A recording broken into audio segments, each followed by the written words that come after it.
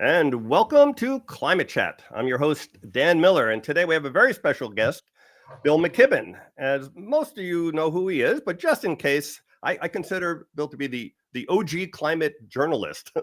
was the first out there, wrote the first book on climate change in actually the 80s, right? And I also have to tell the story that I read an article, Bill, that you wrote in the early 90s. I think it was Harper's Bazaar or The Atlantic or some magazine, I'm not sure which one, talked about Svante Arrhenius and this thing called climate change and whatever. And I just remembered like it hitting me going, I can imagine this being real someday. Now, to be honest with you, I had no idea that it would be like this so quickly. But you're actually the one who got me interested in the subject, and I started digging in, learning more, and getting involved. And then we met multiple times over the past. So thank you for being here. Just a few quick notes first. Like and subscribe, please, and hit that notification bell so you can, first of all, spread this program around to people that you know, and then also about the other things we do here.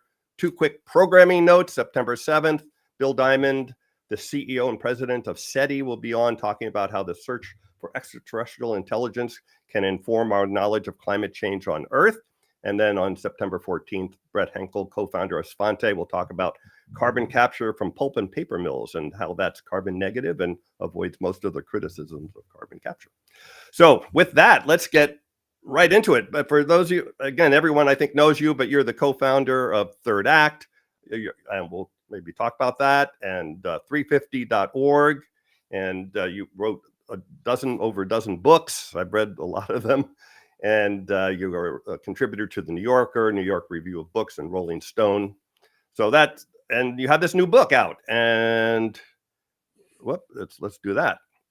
And called "Here Comes the Sun," and that's what we're going to be talking about today. By the way, links are in the description, access to the book and to Bill's website. So again, Bill, thank you for being here. And let's just go right into it. So in your book, Here Comes the Sun, you discuss the rise of solar power. While almost everyone listening to this program is familiar with solar power, you see it as a fundamental transformation of our energy system and society. Please tell us why you were so excited about solar power and how it can change all of us. Sure. For 40 years that I've been working on this, we've called this solar and wind power alternative energy. And they've been a kind of marginal force on the edge of the real stuff, fossil fuel, all of that. No longer true. In the last 36 months, really everything has changed. Maybe 4 years ago, the price of generating energy from the sun and the wind dropped below the price of generating power from coal and gas and oil. And that set off a surge that is yet to crest, but has become monumental in its scale. This is the fastest growing energy source on the planet now, indeed the fastest growing energy source in the history of the planet. And the numbers are really fairly spectacular. May is the last month for which we have good data. The Chinese were putting up 3 gigawatts of solar a day. A gigawatt's the rough equivalent of a large coal-fired power plant. So that means they were building one of those with solar panels every 8 hours. That's sort of world-changing pace and scale. In California, which is one of the few parts of this country that's taken this with requisite seriousness, they've reached the point now where most days California generates more than 100% of its power from renewable sources for long periods of time. At night, batteries, which didn't exist on their grid 3 years ago, are now the biggest source of supply, having soaked up excess sunshine all afternoon. California as a whole is using 40% less natural gas to generate electricity than they were 2 years ago. 40% drop in natural gas use in the 4th largest economy in the world is the kind of number that begins to shave tenths of a degree off how hot the planet eventually gets if we're able to spread this rapidly across the Earth. And the good news is that we probably could. I mean, in this country, Texas is now putting it up even faster than California. But the bad news, of course, is that the Trump administration is doing everything it can to slow down this transition to clean energy, to try and kill it in the cradle. And so we need to fight, hence Sunday, which we'll talk more about later on September 21st. Okay. But besides just those raw numbers and how it's scaling up, I think you also see it, and you talk about it in your book, how it's sort of empowering from a social and climate justice point of view. I think there's something deeply liberating about solar power. And if you think about it for a minute, you can sort of sense why. As long as we rely on fossil fuel, we rely on a resource that's only available in a few places.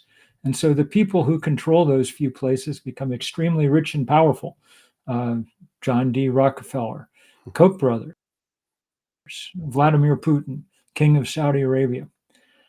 That's a very different world from one that runs on resource, sun and wind, that's available absolutely everywhere. And in fact, works better as you get towards the equator and the global south. I think that if we can get to that world, things look very different on many,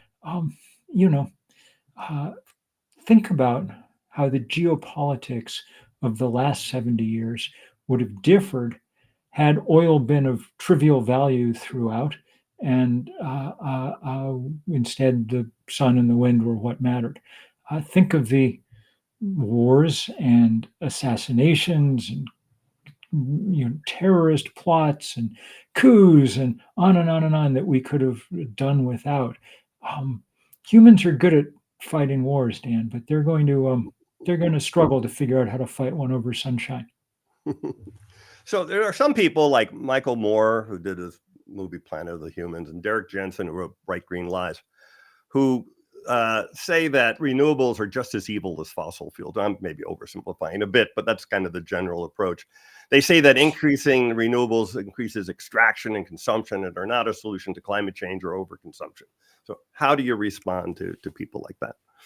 Well, yes, it's true that there's no such thing as a free lunch, but there are more and less expensive lunches. And this is way less expensive. And if you think about it for a minute, you start to figure out why. Go mine some lithium and do it as humanely and environmentally soundly as we can. And we've made some improvements here. But once you mine it, what do you do with it? You stick it in a battery where it does its job for 25 years. And then when the battery degrades, actually at this point, lithium's valuable enough that we can easily recycle it and take the lithium out and start over again. Take a hunk of coal, and what do you do with it? You set it on fire, and you have to go mine some more tomorrow. It's an utterly different system that we're talking about here. That's why the Rocky Mountain Institute said in September of last year that the entire amount of mining necessary for the battery transition between now and 2050 was less than the volume of coal that we mined last year. Here's a way to kind of picture it in your mind's eye. Imagine a boatload of solar panels coming from somewhere, I don't know, China. In its lifetime, that boatload of solar panels will produce about 500 times as much energy as a boatload of coal coming across the same sea. This is not just different in quantity, it's different in kind. It's a very different thing. And that's why the fossil fuel industry hates it so much. Their business model is make everybody write a check every month for a new shipment of energy. The sun's business model is get those solar panels up there somehow or another, and then I'm happy to deliver the energy for free. But so as you point out, generating electricity from sun and wind is cheaper than from fossil fuels, but generating electricity is just about 20% of the total final energy that we produce on Earth here. So how do you see renewables and sun replacing all fossil fuel use, which includes, industrial and heating and these other factors? Because happily we can electrify all those things, and fairly easily now. I mean, the biggest use of fossil fuel is for transportation, cars and trucks. Half the cars sold in China last month had a plug coming out the end. And what do you know? They're cheaper cars and better cars than anything anyone's producing in Detroit right now. Car exports to the rest of the world. When it comes to home heating, we long ago moved from the furnace in the basement to the heat pumps throughout the house. Cleaner, quieter, more efficient, cheaper to run, better all around. We've even shut down the open campfire in our kitchen and replaced it with an induction cooktop, $60 from Amazon. I'm the cook in our house. It's the best stove I've ever had. Boils water twice as fast as anything else you can use. These same things are happening now, even with industrial heat. People are figuring out how to use renewable energy to produce the process heat that industry depends on, and to store it for long periods, often in super inexpensive mediums like bricks or sand. So what? Yeah, and I agree this is going to happen, but I guess the question is sort of, when is it going to happen? I mean, the transition, again, producing electricity, you can kind of imagine that happening quickly, but replacing every cement plant and steel mill and heater in an industrial setting, it's going to take some time. Yeah, it'll happen faster if we work hard to make it happen. Yeah. So some parts of the world that's going on. The Chinese are working hard to make it happen. This country, our federal government is working hard now to make it not happen. They just closed down an 80% complete wind farm off the coast of Rhode Island because they don't like energy from the sun and wind. And so we have to push hard to speed that up. That's why we're doing this Sun Day event, not Earth Day, but Sun Day, in late September on the autumnal equinox, September 21st. And we'll be pushing really for two things. One is a series of changes in local and state laws to make it much easier to do this work. As you know, it costs about 3 times as much to put solar panels on your roof in the US as it does in the EU or Australia. And that's not down to the cost of the panels. The tariffs add a bit, but the real issue here is the Byzantine Baroque permitting and licensing system for these in the US. Every municipality has its own building code. They send out teams of inspectors. It can take months. Whereas in the rest of the world, if you want solar on your roof, you call up Monday morning, and by Friday, your contractor has it up there pumping out power. That's why 40% of Australians have solar panels on their roofs. It's a lot cheaper than these other places. We can change that. Yeah. We can change that. There's a good thing called the Solar App Plus that the National Renewable Energies Laboratory produced a few years ago and spun off as a nonprofit. It provides essentially instantaneous permitting to contractors. California, Maryland, and New Jersey have now mandated its use. We want it to spread much wider. Similarly, for apartment dwellers across Europe, 3 or 4 million people have installed what they call balcony solar in the last 2 years. These are cheap systems. You just go to whatever the German equivalent of Best Buy is, come home with a solar panel designed to hang from the railing on your balcony, and then you just plug it directly into the wall. No electricians or contractors needed. Often produces 20-25% of the energy that a household is using. That's illegal everywhere in the U.S., except in the state of Utah, where the state legislature earlier this year passed legislation allowing its use. There was a Republican libertarian state senator who said, why should the people of Stuttgart have access to this and not my constituents in Provo? And so now they do. And you go on YouTube, you can see lots of pictures of happy Utahns putting up solar panels from their apartment. And how do people find out about Sunday? sunday.earth. Sunday.earth. It'll give you access to the hundreds and hundreds of events that are happening, doubtless one someplace near you on that day, and ways to plug in one of your own if you want to come up with something in the few weeks that we have left to go here. There's more added every day. It's a beautiful website, which, among other things, underlines the fact that this is beautiful technology, energy from heaven, not from hell. I took the name of this book, obviously, from George Harrison and his classic song. It was interesting to learn when I went to Spotify that Here Comes the Sun has twice the streams of any other song in the Beatles' vast catalog, twice as many as Hey Jude, Let It Be. I think that's because people deeply connect to this gentle, optimistic ballad, just as we connect to the sun. There's not a human being who doesn't smile when the sun comes out from behind the clouds and hits their shoulder blades.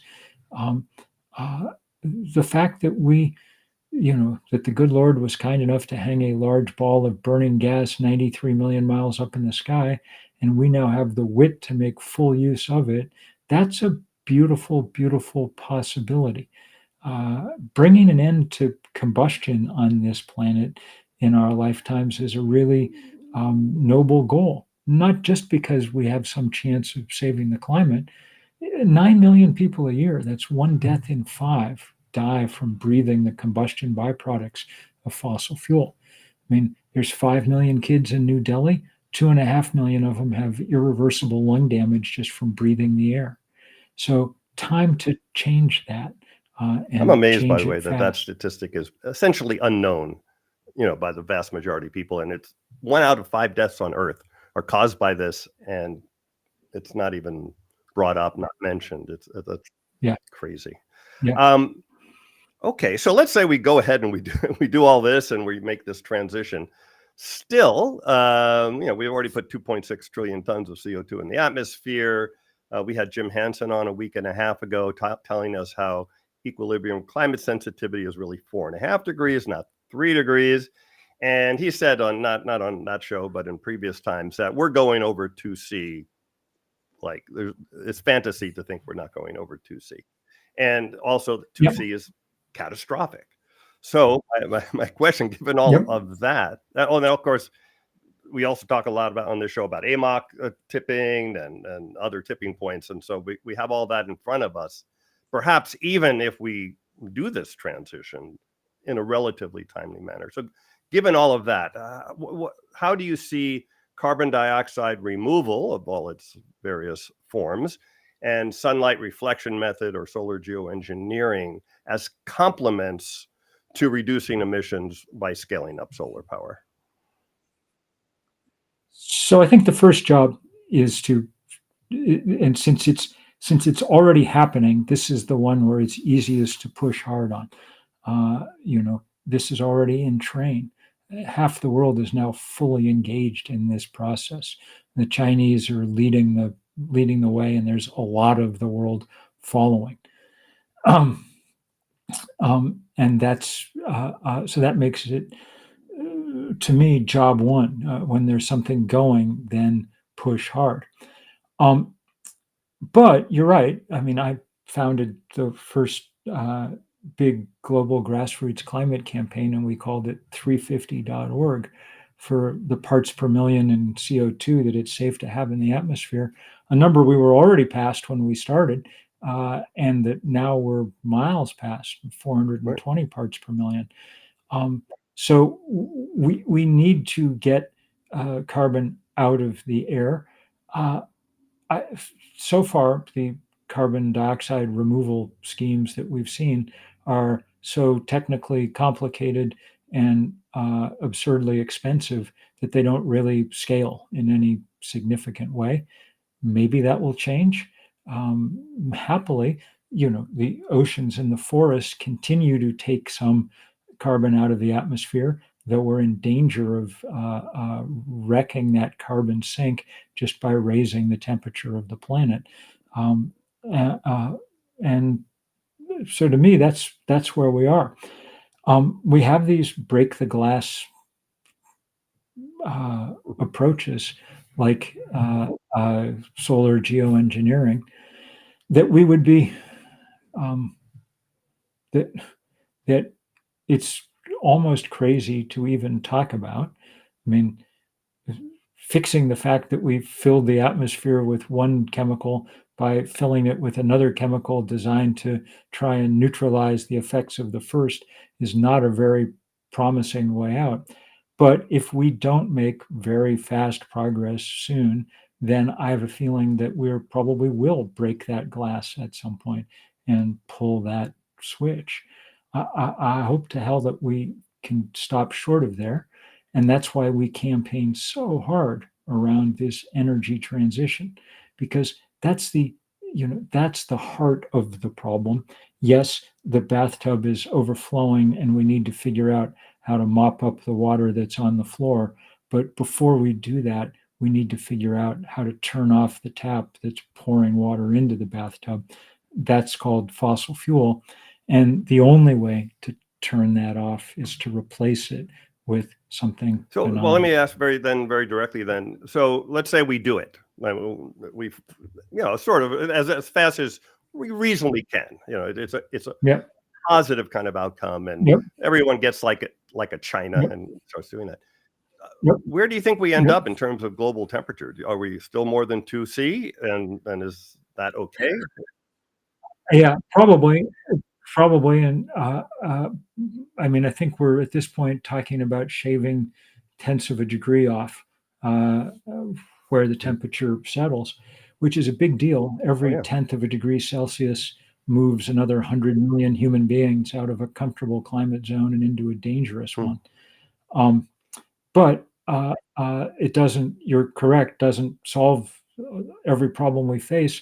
I'm not capable of solving every problem that we face. This is a huge part of solving that problem.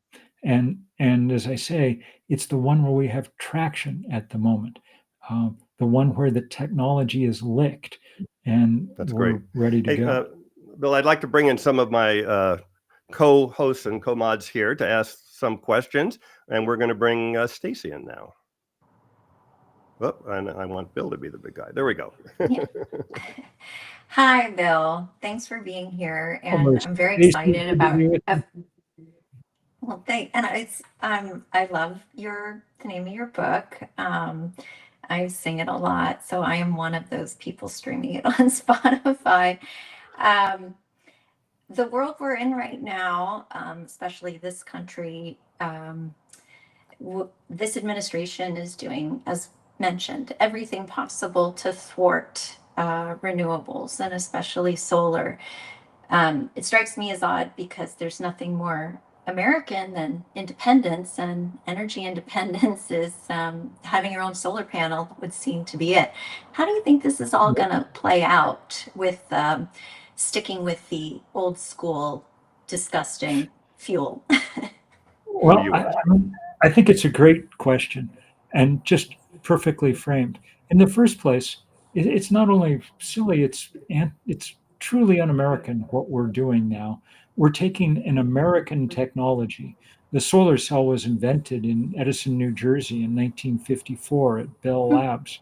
Dan and I are almost of an age to remember dropping dimes in payphones that helped support Bell Labs, all those years ago. That's very sweet of you. I drop dimes as well. The fact that we're just delivering this technology to the Chinese is craziness, So look, if it plays out, I guess, the way that Trump and the fossil fuel industry want it to, 10 or 15 years from now, tourists, the ones who can get visas, will arrive in our country to kind of gawk at the colonial Williamsburg of internal combustion and stare at how people used to live back in the olden days when they still had to set things on fire. My guess is that before that happens, somebody somehow will say, we just have to join in with the rest of the world. They're all getting super cheap energy. Why the hell are we paying through the nose to continue to support the fossil fuel industry. That's why we're doing Sunday. I think this will become an important issue as we head towards the midterm elections, because electricity prices are already going up thanks to their squashing of sun and wind. We shall see. Okay. Well, thank you. Sounds Thanks, good. Stacy. And now, Good question, Stacy. now we're going to have Eli ask a question. Go ahead, Eli. Whoop. Hi there, thanks, Dan. So, Bill, you have chapters in your book titled, But Is There Enough Stuff? And Do We Have Enough Land? Well, is there, and do we? And do you have any comment on what the Secretary of Energy had to say about whether we have enough land? The other day, yeah. Yeah, I mean, look, the Secretary of Energy, former fracking executive, is, I'm afraid, outing himself as an idiot on all this stuff, which par for the course with his colleagues. We have more than enough land. You're Look, frozen here. at the moment. Yeah, Oh, now I'm you're sorry. back. Can you Okay, see me now? okay, you just said he was he Okay, outed good. himself, but keep going. We've got plenty of land. Plenty of, maybe the NSA is degrading me now. We got plenty of land. Here's just one number. The U.S. currently uses acres of land to grow corn that's turned into ethanol, 30 million acres growing gasoline. If we took just that, and that produces less than 3% of all the energy that America uses. If we covered just those 30 million acres with solar panels, we'd produce more energy than the US currently uses, more than 100% of our current total. So land is not the issue here. Mhm. We can get a lot of it on top of roofs and buildings and things, and some of it on land where we can take the land out of production and rest it for a while. You don't have to pour nitrogen and phosphorus on solar farms to make them work. You don't have to spray them with pesticides and herbicides. You don't have to compact the soil, on and on and on. And as we said before, we definitely have enough stuff. The minute that people started looking seriously, we found lots and lots of lithium and the other things that we need for this transition. We're not going to run out. In fact, the price of all the ingredients has dropped dramatically over the last 3 or 4 years, even as there's been this huge surge in construction of solar panels and wind turbines and batteries. Okay. Well, thank you. Thanks, Eli. And now one more from Leon. And boy, it keeps making me the big one. There we go. Hi, Bill. Great to see you on Climate Chat. Hi. I also wanted to ask you a bit about where we are at now. You already mentioned 350.org, and we've been above this 350 parts per million of CO2 as long as I've been alive. And I think now we're at 560 or over 560 parts per million CO2 equivalents. What are your thoughts on getting back to this safe level of 350 parts per million? Is it still feasible? Any within centuries, and do you have a vision of how we can ever go there? I mean, if we turned off all the CO2 tomorrow, stop burning stuff, the last numbers I saw show we'd be back down below 350 by the end of the century, just from the action of forests and oceans and whatever else. A lot of damage done in the meantime. And so one hopes that people will succeed in building carbon dioxide removal technology and making it scale at the same pace that they've been able to do with solar and wind energy, for instance. I'm afraid that's unlikely, just because the physical task is so difficult. When you already have something that's mixed into the atmosphere measured in parts per million, the amount of energy required to separate it out and put it away someplace gets enormous. That's why job one should be not producing it in the first place. I got to say, I think my closest thing to an intuition here is that at about 2030, the end of this decade, we're going to have to really sit up and take stock of where we are. That if we do everything we can between now and 2030 to build out renewable energy around the world and put the Earth on a different new energy footing, then we're going to have the very difficult conversation about whether or not we still need to do truly extreme measures or not. I think for the moment, those extreme emergency measures like solar geoengineering present a deep moral hazard in that they allow the fossil fuel industry to pretend that it's okay to go ahead with business as usual. I hope that by 2030, we've broken the back politically of the fossil fuel industry just by building so much clean energy that we're actually able to have this conversation in a rational, straightforward way. And it'll be a painful conversation because it will be a final reminder that humans really screwed up here, didn't heed the warnings that scientists gave them, didn't do the things we could have done in time. But painful conversations need to be had. Yeah, it's like what your book from 1989 called "The End of Nature." It's we're what's now 37, 38 years later, and we really are experiencing that now more. We sure are, and it's a weird. This book has been very weird for me, Leon, because we're in the middle of 1,000 terrible things happening on the planet and in my country. The climate is clearly unraveling, and our democracy is clearly flickering out. So there's any number of bad things. It's the worst moment of my lifetime. But there is this one big good thing simultaneously happening on the planet. So to me, that means that we should seize that one big good thing and try to ride it as far as we can in an effort to deal both with the climate crisis and the crisis in democracy. I think that that's one of the reasons why the Trump people have made it one of their top 3 jobs, along with deporting people and tariffing everything in sight, to try and kill renewable energy. And so I think it's one of the really important locuses of resistance here. So on that subject, maybe the final question. So your book is very optimistic about solar power, and by the way, I'm with you on that. I'm really, it's a very exciting part of the whole climate story, the positive one. But how much are you implying that we should be optimistic about climate change because of this optimism about solar power? Oh, I mean, I've never been optimistic about climate change. As Leon points out, the cheerful title of my first book about all of this back in the 1980s was The End of Nature. I know way too much about climate science to be optimistic in any way.